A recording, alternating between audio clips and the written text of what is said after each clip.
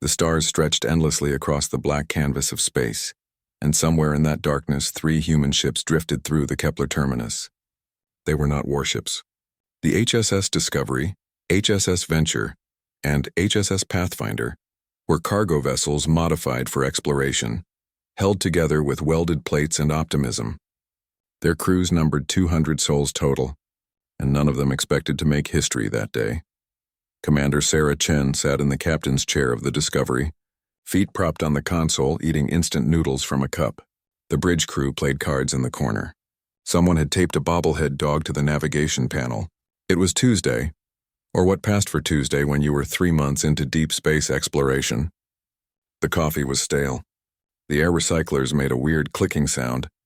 Everything was perfectly normal. Then the sensor screamed.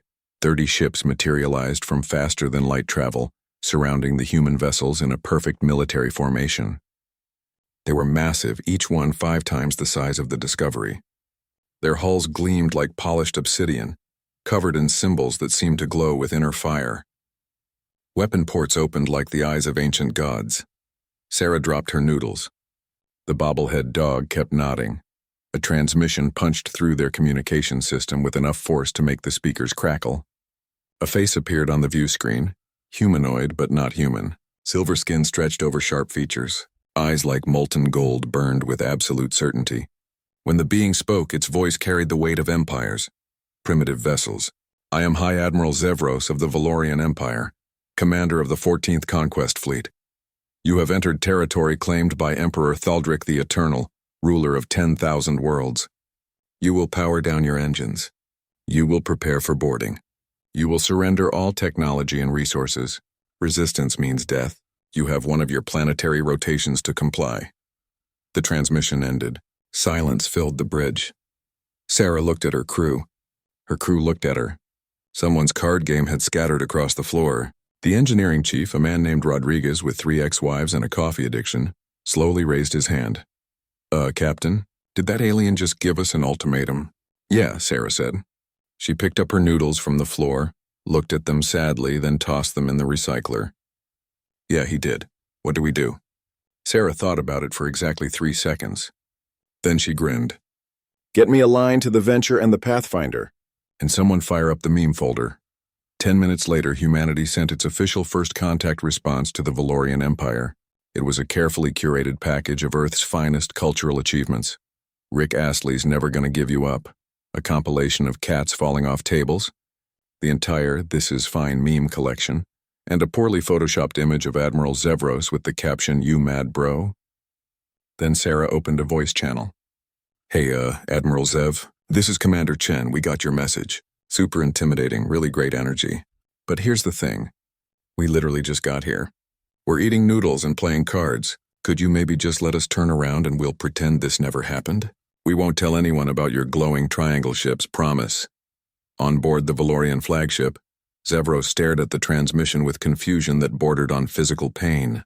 In 300 years of military service conquering 72 worlds, he had never encountered anything like this. Species either surrendered with dignity or fought with honor.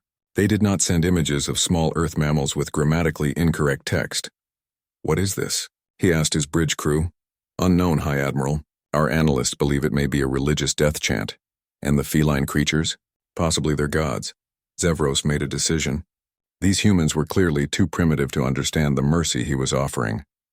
He would teach them the price of mockery. All ships open fire. Destroy the primitive vessels. The void lit up with weapons fire. Energy beams that could crack planets lanced through space, slamming into the human ships. The Discovery's shields, designed to deflect micrometeors and cosmic radiation, lasted approximately 4 seconds. Hull plating vaporized. The cargo bay exploded. Alarms screamed like wounded animals. Sarah grabbed the armrests of her chair as the bridge tilted sideways. Sparks fountained from a console. Someone was yelling about hull breaches on decks 3 through 7. The lights flickered, went red, then settled into emergency blue. Return fire, she shouted. With what? Rodriguez yelled back. The cargo laser? It's for cutting metal.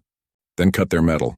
The Discovery's industrial laser, never designed for combat, fired a pathetic beam that tickled the Valorian flagship's shields. It was like throwing rocks at a mountain. The Venture and Pathfinder fared no better. They maneuvered desperately, trying to dodge weapons that moved at the speed of light. But something strange happened. As the ships died, as hulls tore open and crew members evacuated in escape pods, the humans kept transmitting. The Discovery's crew, abandoning ship through airlocks, sang, "Always look on the bright side of life" in three-part harmony. Someone hacked the emergency broadcast system to play a comedy podcast. From the wreckage of the Pathfinder, a final transmission emerged. "Yo mama's so fat she has her own gravitational field." "Oh wait, that's your ship. My bad." Zevros watched escape pods scatter into space like seeds on the wind. His weapons officer looked at him questioningly. He could destroy the pods. It would be merciful, really. But something stopped him. These humans were dying and they were laughing. Not the mad laughter of the broken. Real laughter. Genuine joy in the face of annihilation. "Let them go," he said quietly. "Retrieve them. I want to understand what we just encountered." The three human ships became debris clouds. 200 crew members floated in escape pods waiting for rescue. And from every single pod, transmissions continued to broadcast into the void. Jokes, songs, one person doing a stand-up routine about how their day was going. Zevros composed his report to Emperor Thaldric. Enemy vessels destroyed. Resistance negligible. However, must note unusual behavior. Humans displayed no fear of death. Recommend further study before proceeding with invasion plans. He did not mention that his hands were shaking. He did not mention that half his bridge crew looked disturbed. And he definitely did not mention that one of the human transmissions had made him smile, just for a moment before he caught himself. In the debris field, Sarah Chen floated in her escape pod, watching the Valorian ships through the tiny porthole. Her ship was gone. Half her crew was injured. They were prisoners of an alien empire. And yet, when Rodriguez's voice crackled over the emergency channel with, "Well, that could have gone better," she laughed so hard she had to wipe tears from her eyes. Earth would need to know about this. The galaxy had just gotten a lot more interesting. The message reached Earth 3 weeks later, which was pretty fast considering it had to travel through 18 relay stations and get translated by computers that had never seen human language before. It arrived at UN headquarters in Geneva on a rainy Thursday morning, right in the middle of budget negotiations. Secretary General Maria Santos was arguing about cafeteria funding when her assistant burst into the room, tablet shaking in his hands. The color had drained from his face. Maria knew that look. It was the look people got right before everything changed forever. "We've been contacted," he said, "by aliens, and they've declared war." The room went silent. Someone dropped a pen. It clattered on the table with sounds that seemed too loud. "Show me," Maria said. The message was formal, written in perfect English that somehow felt wrong, like a computer trying to imitate Shakespeare. It explained that humanity had violated Valorian territory. It detailed the destruction of 3 ships. It listed terms of surrender that included things like complete subjugation, resource extraction, and cultural absorption. It was signed by High Admiral Zevros and stamped with a seal that looked like a geometric nightmare. At the bottom, in smaller text, it added, "You have 6 of your months to prepare for the arrival of the conquest fleet. Resistance is illogical. Compliance will result in fewer casualties. Glory to Emperor Thaldric the Eternal." Maria read it twice. Then she looked at her assistant. "Get me the Security Council. Get me every military commander on the planet. Get me NASA, SpaceX, and that billionaire who keeps shooting cars into space. And somebody please get me a very large coffee." The emergency session began 4 hours later. Leaders from every nation connected via video conference. Generals studied star charts. Scientists pulled up files on the destroyed ships. Everyone looked worried except for the American president's advisor, who kept grinning at his phone. "This is an extinction-level threat," the Chinese premier said. "We must take this seriously." "Oh, we're taking it seriously," the Russian Minister of Defense replied. "I'm seriously wondering how we're supposed to fight ships that can cross the galaxy." "We have 6 months," Maria said. "We need to prepare. Defense satellites, whatever weapons we can manufacture. Evacuation plans from major cities. Or," said the American advisor, still looking at his phone, "we could meme them to death." Everyone stared at him. "Excuse me," Maria said. He held up his phone. "It's already started. Someone leaked the alien message online. Half of Twitter thinks it's fake. The other half is making jokes. There's already an alien invasion bingo card trending. And someone started a petition to respond with new phone who dis. This is not funny. The French representative snapped. Tell that to the internet, the advisor shrugged. He was right. By that evening, the entire planet knew about the Valorian Empire. And Earth's response was not panic. It was memes. Lots of memes. Images of the alien ultimatum photoshopped with, "Sir, this is a Wendy's," went viral. Someone made a remix of the declaration of war set to dubstep. A teenager in Indonesia started selling "I Survived the Valorian Conquest" t-shirts and made $3 million in the first day. News channels tried to maintain dignity, but it was hard when every social media post about the invasion included at least 5 laughing emojis. Late-night comedy shows had material for weeks. Scientists gave serious interviews about defensive strategies while standing in front of green screens that viewers kept replacing with dancing aliens. The UN tried to organize a serious response. They really did. But when they put out a call for volunteers to join a hastily assembled defense force, the applications included questions like, "Can you dab while piloting?" And on a scale of 1 to 10, how much do you want to clap alien cheeks? 3 months in, Admiral Marcus Webb found himself in command of humanity's first real space combat fleet. He was 60 years old, gray-haired, and had served in 3 Earth wars. He had seen horrible things. He had made hard decisions, and now he was looking at a fleet manifest that included the HSS Definitely Not Compensating, a converted cargo ship whose crew had painted flames on the side and installed speakers that could be heard in vacuum. "Sir," his executive officer said carefully, "the crew of the billionaire yacht squadron wants to know if they can install disco balls in their hangars." Marcus rubbed his temples. "Tell them yes. At this point, why not? Also, the Memorial Squadron is asking permission to name their ships after dead memes." "Approved. And someone wants to broadcast anime openings during combat." Marcus looked at his officer. His officer looked back. They both started laughing because what else could you do? The fleet came together piece by piece. Cargo ships got armor plating and missile pods welded to their hulls. Old naval destroyers were retrofitted with experimental plasma weapons. Every satellite in orbit got repurposed as a potential weapon. NASA engineers worked alongside video game designers to create combat simulators. It was chaos. It was desperate. It was held together with hope, duct tape, and an absolutely unhinged refusal to take anything seriously. "We're going to die," Rodriguez said, transferred from the destroyed Discovery to engineering on the new flagship. "Probably," Marcus agreed, "but we're going to make them regret killing us." The ships gathered in Earth's orbit. 47 vessels all told. Some were military. Some were civilian. One was literally a converted cruise ship with missile batteries where the swimming pools used to be. Their crews were volunteers, every single one. Veterans and gamers and engineers and teachers and people who just wanted to punch the universe in its smug face. Marcus gave a speech the day before they left. It was broadcast to every ship, every crew member, every person on Earth who cared to listen. He stood on the bridge of the HSS Defiance wearing a uniform that had seen better days and spoke from the heart. "I won't lie to you. We're probably going to lose. They have better ships, better weapons, better everything. But they don't have what we have. They don't have the absolute insanity required to look at impossible odds and laugh. They don't have the sheer stubbornness to keep cracking jokes while the world burns. They declared war on humanity. They think we'll surrender or die quietly. They're wrong. We're going to show them that humans don't go gentle into that good night. We go out blasting Queen at maximum volume and making your mom jokes until our last breath. If we're going down, we're taking their dignity with us." The crew cheered. Someone started blasting "Don't Stop Me Now." Others joined in. Soon the entire fleet was singing along. Thousands of voices united in defiant, ridiculous joy. On the Valorian flagship light years away, Admiral Zevros received intelligence reports about Earth's preparations. He read about the memes, the jokes, the absolute lack of appropriate fear. His tactical officers assured him it meant nothing. Primitive species often displayed irrational behavior before conquest.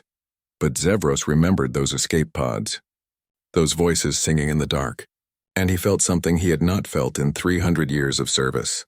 He felt doubt. Emperor Thaldric, receiving the same reports on the Valorian throne world, felt only rage. How dare these primitive creatures mock the Empire? He doubled the invasion fleet. Tripled it. He would make an example of humanity that would echo for millennia.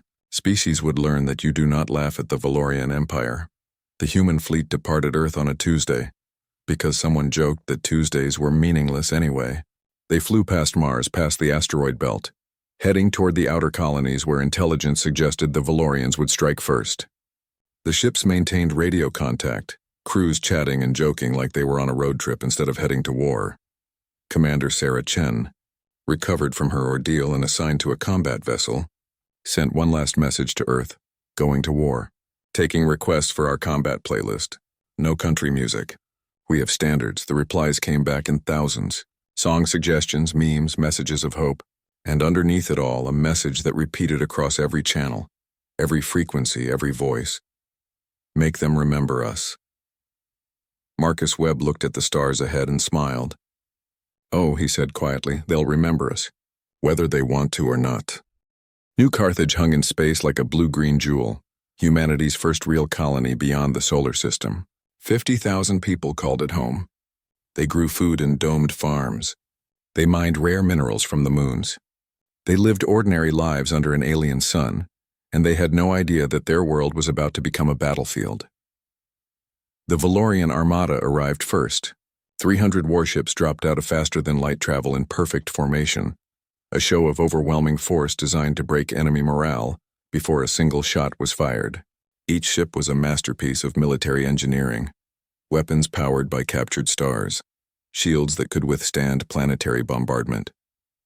They moved with the precision of a military machine that had conquered galaxies. High Admiral Zevros stood on his flagship's bridge and looked at the small colony world.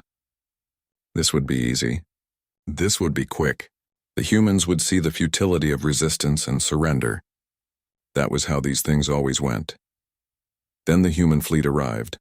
47 ships, mismatched, retrofitted, some still showing welding marks where weapons had been attached in hurry.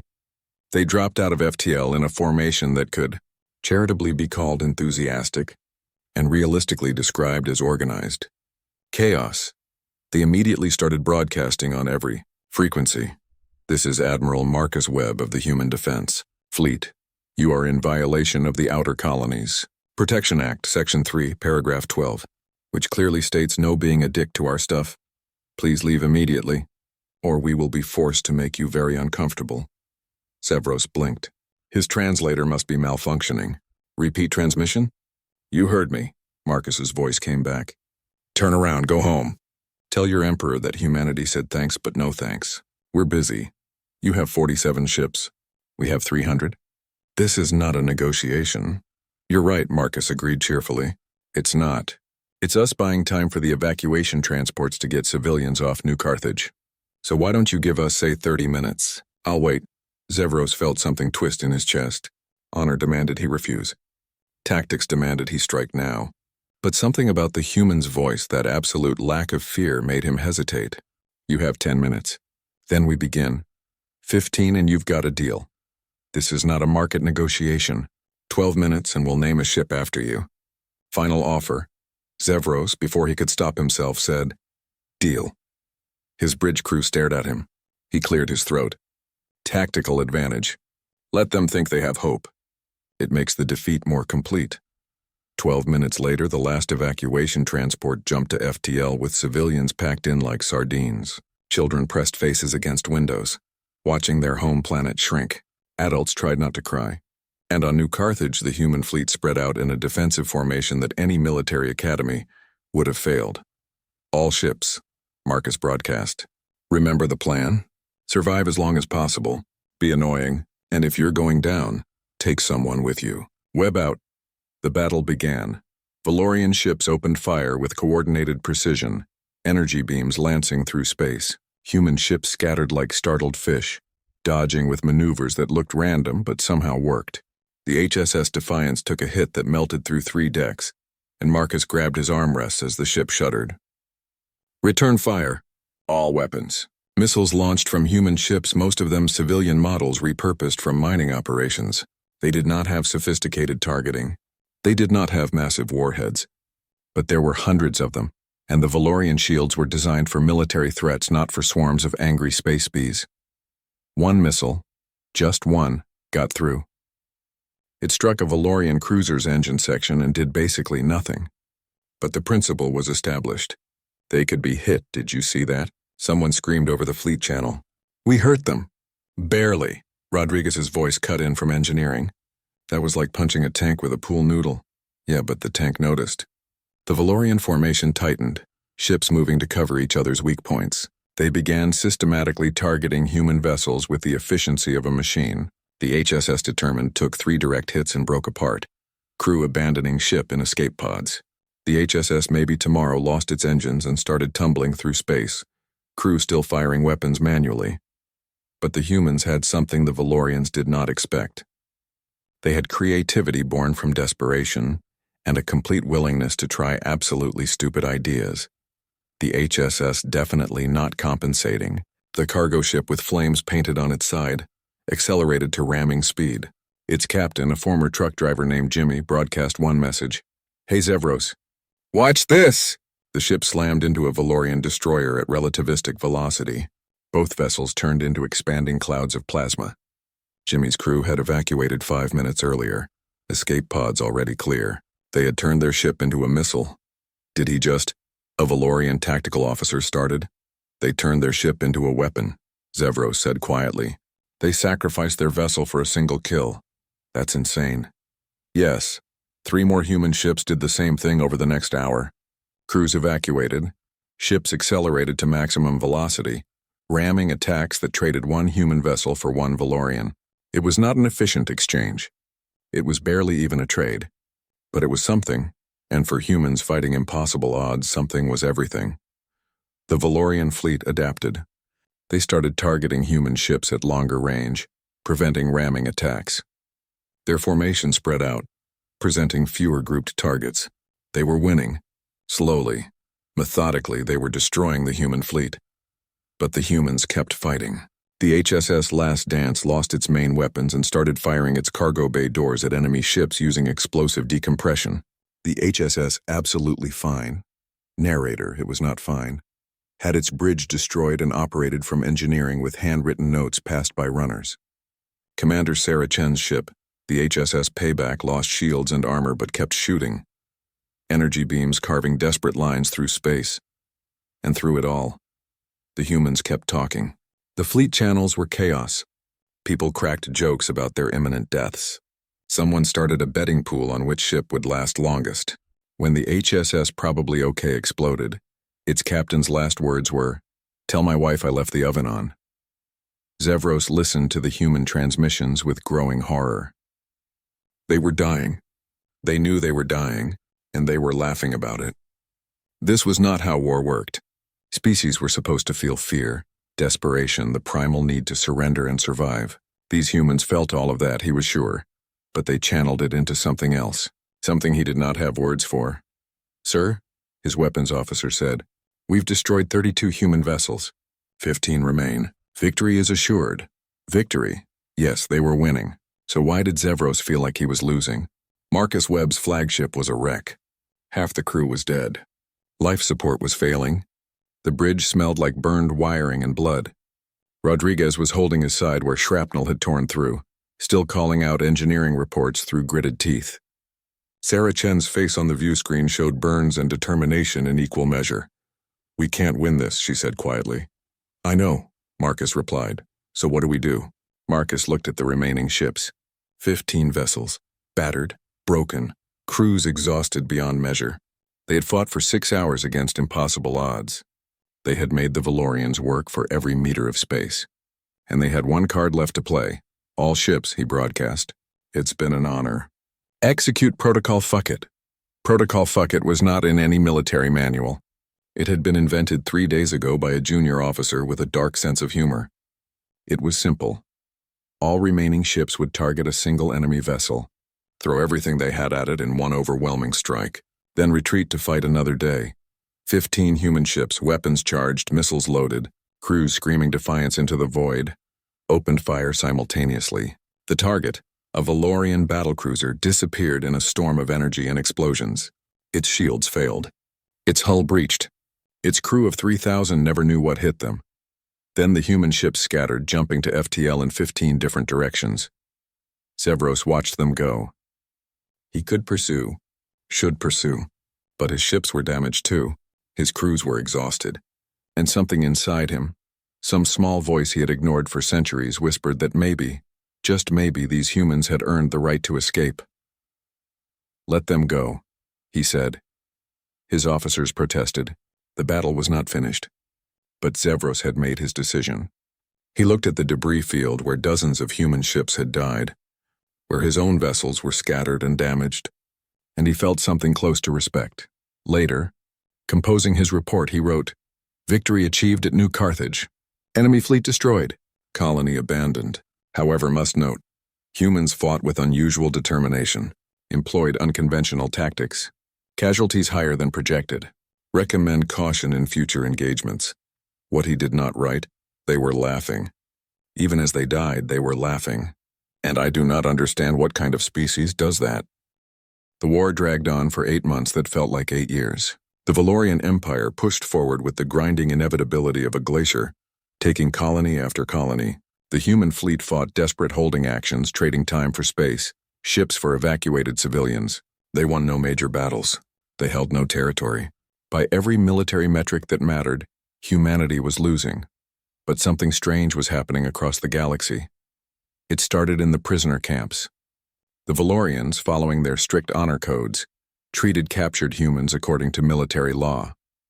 They provided food, medical care, and reasonable accommodations.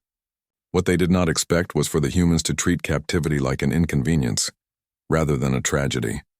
Commander Sarah Chen, captured after her ship's destruction at New Carthage, was placed in a camp on the Valorian mining world of Tarkus IV. 1,200 human prisoners lived in prefabricated barracks behind energy barriers. Guards watched from towers. Drones monitored everything. It should have been miserable. On the 3rd day, Sarah organized a comedy night. "You cannot be serious," the camp commander, a Valorian named Kelthus, said when he received the request. "Very serious," Sarah replied. "We need entertainment. Mental health is important. You want healthy prisoners, right? Let us have 2 hours in the common area. We'll make jokes. Tell stories. It'll be fun." Kelthus, bound by regulations requiring prisoner welfare, approved the request. He thought perhaps it would be educational to see how humans dealt with their defeat. 200 humans gathered in the common area that evening. They sat on the floor, on benches, anywhere they could fit. Sarah stood at the front with a makeshift microphone and started talking. She told jokes about the food, about the guards, about the absurdity of being captured by aliens who had never heard of sarcasm. The humans laughed, really laughed. Deep belly laughs that echoed through the camp. Then others started sharing stories. A pilot named Jackson talked about the time he accidentally ejected his co-pilot during a battle simulation. Rodriguez, arm in a sling from his wounds, did a bit about how alien medical technology was great. But why did the healing gel smell like old cheese? Someone sang a song about terrible military food that worked regardless of which military you served in. The Valorian guards watched from their posts, at first with confusion, then with something else. One guard, young and new to service, found himself smiling. He caught himself and forced his face back to neutral. But the damage was done. He had felt something shift inside. Word spread. Other camps had comedy nights. Humans started teaching their captors jokes, explaining memes, sharing stories. It was cultural warfare of the strangest kind. The Valorians were not equipped for it. Their society valued honor, duty, hierarchy. Laughter was something that happened rarely in private, never at one's own expense. Then the videos started leaking. Someone, nobody knew who, had smuggled recording equipment into a camp. They captured a human prisoner, missing an arm from a battle injury, doing stand-up comedy about his experience. He talked about waking up in a Valorian medical bay, seeing his missing arm and asking the doctor if he could get store credit. He joked about finally having a good excuse to skip arm day at the gym.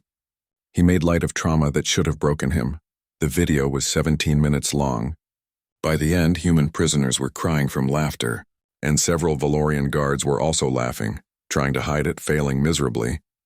The video reached the Valorian civilian networks through channels nobody could trace. It spread like wildfire. Citizens watched humans making jokes about their own defeats, about their injuries, about death itself. And they started asking questions. Dangerous questions. On the Valorian throne world, in the gleaming capital city of Valoria Prime, a university student named Zaresh watched the video 3 times. Then he created something that had never existed in Valorian society before. A meme. It was simple. An image of Emperor Thaldric with text reading, "When you conquer a species but they won't stop laughing at you." He posted it anonymously. 10,000 people shared it within an hour. By morning, the security services were scrambling to contain something they did not understand. You could not arrest a joke. You could not imprison laughter. Emperor Thaldric, receiving reports about the cultural contamination, ordered a total information blackout. No more videos from prison camps, no more human transmissions allowed on Valorian networks. His ministers assured him it would work. People would forget. Order would be restored. They were wrong. The blackout made things worse. Citizens wanted to know what their government was hiding. They found ways around the blocks. Underground networks formed. And with every attempt to suppress the laughter, it grew louder. Meanwhile, the war continued. Admiral Marcus Webb, commanding what remained of the human fleet from a ship held together with hope and spite, kept fighting. They could not win conventional battles, so they stopped trying. Instead, they became the galaxy's most annoying guerrilla force. Human ships would appear, strike a Valorian supply convoy, and disappear before reinforcements arrived. They broadcasted insults on open channels. They hacked Valorian communication networks to play music. They painted rude messages on asteroids and left them in shipping lanes. Every attack came with a joke. Every retreat came with a one-liner. "This is the HSS Spite. We destroyed your cargo ship. Sorry about that. Actually, no, we're not. Also, your formation is sloppy. Web out." Zevros, still commanding the 14th Conquest Fleet, found himself chasing shadows. The humans refused to fight fair. They struck and vanished. They adapted faster than any species he had encountered, and they never ever stopped talking. "Why do they do this?" his tactical officer asked after another failed ambush. "They gain nothing from the insults." "They gain our attention," Zevros said quietly. "They make us angry. Angry commanders make mistakes." "Do they make you angry, High Admiral?" Zevros thought about the question. 3 months ago, yes, the human mockery had infuriated him. But now he found himself almost admiring it. These creatures facing extinction chose defiance. They chose to laugh. What kind of courage did that take? "No," he said finally. "They make me think." The turning point came during the Battle of Kepler Station. A Valorian fleet cornered 12 human ships near a destroyed orbital platform. It should have been a quick victory, but the humans had prepared a surprise. They had filled the station with speakers. Hundreds of them. As the Valorian ships closed in, the speakers activated, blasting sound across every radio frequency. Not weapons. Music. Specifically, "Never Gonna Give You Up" by Rick Astley, played at maximum volume on infinite loop. The Valorians could not shut it off, could not block it. For 3 hours while the battle raged, every single ship in the combat zone was subjected to humanity's oldest, most powerful weapon, the Rickroll. Some Valorian crews started laughing. They could not help it. The absurdity was too much. In the middle of a battle for survival, humans had turned warfare into performance art. Marcus Webb, watching from his flagship, grinned. "That's for New Carthage, you bastards." The human ships escaped in the confusion. The Valorians won the field but lost something more important, their certainty. You could not maintain absolute military discipline while being rickrolled in combat. On Valoria Prime in the Imperial Palace, Emperor Thaldric reviewed reports with growing fury. The war was being won militarily but lost culturally. Human prisoners were teaching Valorian guards to question authority. Civilians were sharing forbidden jokes. Soldiers were coming home from the front changed by exposure to human humor. "Destroy them all," Thaldric ordered. "Every human world, every ship, every prisoner, and this contamination." His ministers looked uncomfortable. One, braver than the rest, spoke up. "My emperor, such actions would violate the codes of war. We would lose legitimacy across the galaxy. We are the Valorian Empire. We define legitimacy." "Yes, my emperor. But the other species are watching. If we commit genocide, they will unite against us. The humans are already broadcasting their struggle. Half the galaxy knows their story." Thaldric slammed his fist on the table. "Then what do you suggest?" Nobody had a good answer. You could not kill an idea. You could not bomb laughter into submission. The humans had weaponized joy itself, and there was no defense against it. In a prison camp on Tarkus IV, Sarah Chen lay in her bunk and listened to the sounds of the night. Someone was singing. Someone else was telling a story. Guards were laughing at a joke. And somewhere impossibly far away, Earth continued to fight. She thought about sending a message home, even though communications were monitored. In the end, she wrote a single sentence and hid it in a coded supply request. Still laughing. Still here. Don't stop. The message reached Earth 3 weeks later. It was broadcast on every channel. And across a planet preparing for invasion, billions of people heard it and understood. The battle was not just about ships and weapons. It was about refusing to let the darkness win. It was about looking at certain death and choosing to laugh anyway. Admiral Marcus Webb received the message while planning another raid. He read it twice, then called his bridge crew together. Listen up. We just got word from the prisoners. They're still fighting their way. Time we remember what we're fighting for. Not just Earth, not just survival. We're fighting for the right to be ridiculous in the face of the universe. Now let's go remind the Valorians why that matters. The crew cheered. Someone started playing music. And somewhere in the dark between stars, humanity's laughter echoed on. The final Valorian armada gathered in the dark between stars. 2,000 warships arranged in a formation that would have terrified gods. Emperor Thaldric himself commanded from the flagship Eternal Glory, determined to personally oversee humanity's extinction. Earth hung before them like a blue marble, unaware that its final hours had arrived. Except Earth knew. Of course Earth knew. Humanity had eyes everywhere. Spies, sensors, desperate transmissions from the outer colonies. They knew the fleet was coming. They knew they could not win. And they prepared the only way humans knew how, with absolutely unhinged determination to go out on their own terms. Admiral Marcus Webb stood on the bridge of the HSS Defiant, watching his small fleet assemble. 37 ships. That was all that remained of humanity's space force. Some were military vessels scarred from a dozen battles. Others were civilian ships with guns bolted on. One was a space station that had torn itself from orbit and strapped engines to its hull. They were going to die. Everyone knew it. And yet the fleet channels were filled with jokes, music, and someone arguing about whether hot dogs were sandwiches. All ships, Marcus broadcast. This is it. The big one. The final boss. I'm not going to give you a speech about duty or honor. You all know what's at stake. Earth is behind us. 8 billion people are counting on us to buy them time. So here's the plan. We make them work for it. Every meter of space they take, we make them pay. Every ship they destroy, we take one with us. And when it's over, when the last ship is gone, we make damn sure they remember that humanity fought like bastards until the end. Web out. Inspiring, Rodriguez muttered from his engineering station, arm still in a cast from the last battle. I'm not a poet, Marcus replied. I'm just angry. The Valorian fleet began its advance, moving with the terrible beauty of a military machine perfected over millennia. They came in waves, shields overlapping, weapons charged, ready to overwhelm any defense. Earth's orbital platforms opened fire first, railguns throwing metal at relativistic speeds. Some shots hit shields and dispersed. Others punched through, drawing first blood. Then humanity did something unexpected. They transmitted a message across every frequency, every channel, every possible means of communication. It was a video montage set to music, showing the past year of war. Humans laughing in escape pods, comedy shows in prison camps, ships ramming Valorian vessels while playing rock music. The message was clear: you can destroy us, but you cannot break us. The video ended with a simple text message: thanks for playing, GG, see you in hell. Thaldric, watching from his flagship, felt his fury crystallize into something cold and pure. All ships forward. Show them the price of mockery. The battle began in earnest. The Valorian fleet crashed against Earth's defenses like a tsunami against sandcastles.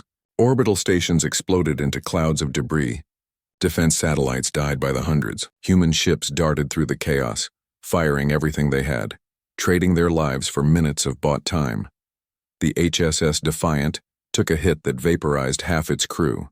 Marcus gripped his chair as the bridge shook, alarms screaming like wounded animals. Return fire. Target their command ships. Which ones? The weapons officer shouted. There are hundreds. Then pick one and make it count. A massive Valorian battlecruiser exploded as 3 human ships simultaneously rammed it. Their crews having evacuated moments before, the kamikaze attacks came in waves. Every human ship that died took enemies with it. Nuclear weapons detonated in close proximity, trading 1 for 5, 1 for 10. It was not enough. It would never be enough. But humans had stopped caring about mathematics. Then Earth deployed its final weapons, the truly desperate ones. Relativistic kill missiles, each one a telephone pole accelerated to 90% light speed. They could not be stopped, could not be dodged. The Valorian shields designed for energy weapons might as well have been made of paper.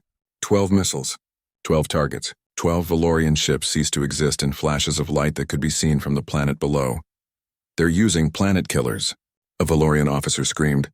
They're insane. No, Zevros said quietly from his own ship. They're desperate, and desperate humans are the most dangerous thing in the universe. The battle raged for 6 hours. Earth's orbit became a graveyard. Debris spread in expanding clouds. Fires that could not burn in vacuum somehow seemed to anyway. The human fleet died ship by ship. The HSS Defiant, engines destroyed, used its last power to broadcast one final message. A comedy routine about how badly the battle was going. Marcus Webb, bleeding from a dozen cuts, laughed as he recorded it. And that's our show, folks. Remember to tip your servers and try the veal. Webb out. His ship exploded 30 seconds later. On Earth below, 8 billion people watched their defenders die. In cities and towns and farms, they gathered around screens and saw the end coming. Shelters were full. Evacuation ships were loaded beyond capacity. The UN had one last transport ready to flee with critical personnel and genetic samples. This was humanity's final hour. And then something impossible happened. High Admiral Zevros, watching the battle from his command ship, made a choice that would echo through history. He opened a direct channel to Emperor Thaldric. My Emperor, we should cease fire. Silence. Then, what did you say? We should stop. This battle is won. Earth is defenseless, but continuing will accomplish nothing except genocide. That is the point, Admiral. Total annihilation. Then we become the monsters, my Emperor. These humans have fought with more courage than species that had 10 times their strength. They deserve honor in defeat. They deserve nothing. They mocked us. They infected our people with their cultural poison. Zevros looked at his tactical display, at the human ships scattered and dying, at Earth helpless and vulnerable. He thought about the laughter in the prison camps, the jokes broadcast over radio, the sheer determination to find joy in the darkest moments, and he realized something that should have been obvious from the beginning. They already won, my Emperor. Excuse me. Look at our fleet. Half our crews are questioning orders. Our civilians are sharing their jokes. Our soldiers are coming home changed. We can destroy their world, but their ideas will survive. They weaponized laughter, and you cannot kill laughter with guns. Then I will kill you, Admiral. For treason, Zevros smiled, surprising himself. Perhaps. But first you will have to deal with the rebellion at home. Check your intelligence feeds.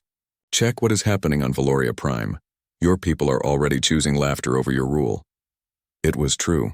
On the Valorian throne world, in the gleaming capital that had stood for 10,000 years, people were marching in the streets. They carried signs with human memes. They sang songs learned from intercepted broadcasts.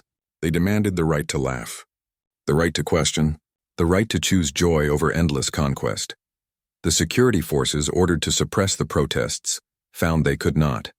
Too many of their own agreed with the protesters. Too many had watched the humans fight and die with smiles on their faces and wondered what kind of society produced such people. Emperor Thaldric, receiving reports of the uprising, felt his world crumbling. He had ruled for 800 years, had conquered galaxies, had never known defeat, and now his empire was falling not to weapons but to the sound of laughter. All ships, he ordered, voice shaking with fury.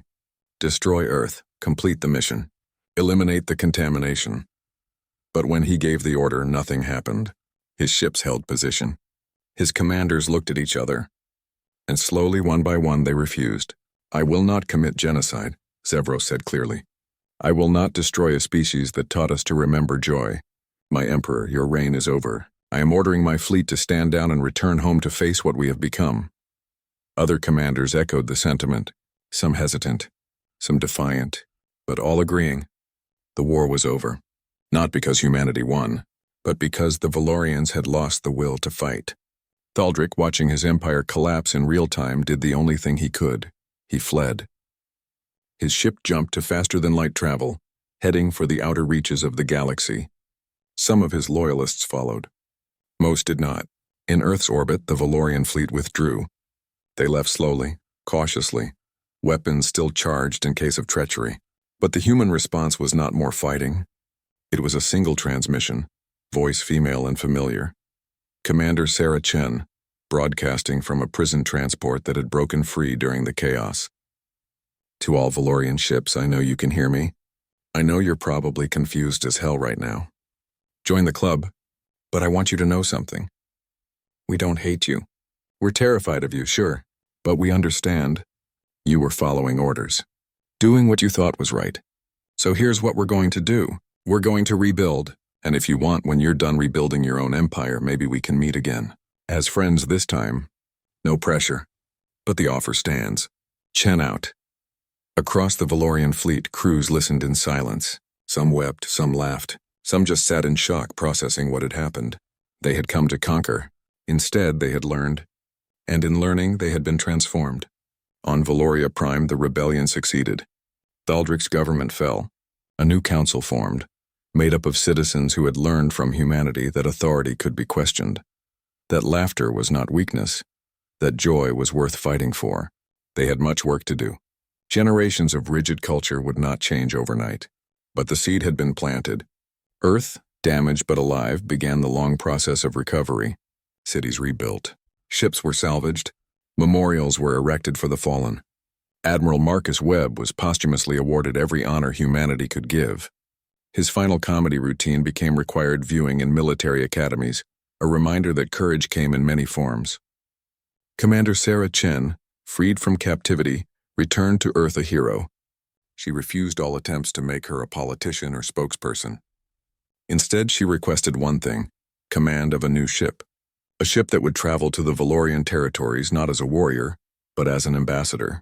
Her mission: to teach them humanity's greatest secret, how to laugh at yourself. 3 years later, Sarah stood on the bridge of the HSS Friendship, she had not picked the name, and looked at the Valorian station ahead. Former High Admiral Zevros had invited her personally. He wanted to show her something. The station's communication room was full of Valorians of all ages. And at the front, Zevros stood with what could only be called stage fright. He had written his first comedy routine. It was about his experience fighting humans, about how they had turned his entire worldview upside down with memes and music, about how he had been terrified of a species that treated war like an inconvenience. The routine was not very good. The timing was off. The jokes were awkward. But the Valorian audience laughed anyway. Real laughter. Genuine joy. And at the end, they applauded. Sarah, watching from the back, felt tears in her eyes. This was what they had fought for. Not victory. Not conquest. Just the simple right for beings across the galaxy to find joy in the darkness. Zevros found her afterward. What did you think? Terrible, Sarah said honestly. Your delivery needs work. I feared as much. But you'll get better. You just need practice. She paused. Why did you do it? Why did you stop the attack? Zevros thought about the question. Because I remembered something I had forgotten. Before I was a soldier, before I was an admiral, I was a child who laughed at simple things. Your people reminded me that war is not the point of existence. Living is. And living means finding reasons to laugh even when everything is terrible. Sarah smiled.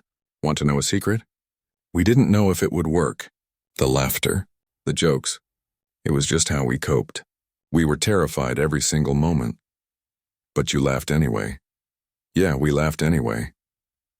They stood together in comfortable silence. Two warriors from opposing sides united by the universal language of shared absurdity. Outside the station, ships from 100 worlds traveled peacefully. The galaxy had changed, not through conquest but through something simpler and infinitely more powerful. Humanity had taught the galaxy to laugh, and in laughing, the galaxy had learned to be free. The war was over. The laughter echoed on,